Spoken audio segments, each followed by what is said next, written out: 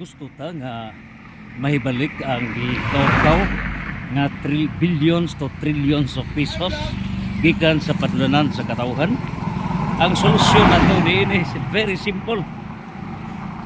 Public repentance. Magbaso lang mga tao.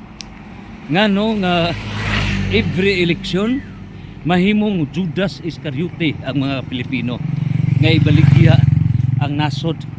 Isa niya na lamang tagpipila ka tag 1,000 pesos, 5,000 pesos, 10,000 pesos per vote.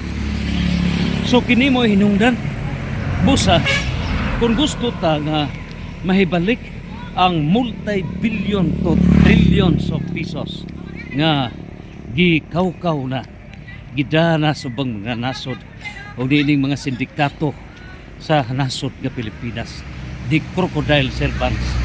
Ang ato ng solusyon, public repentance.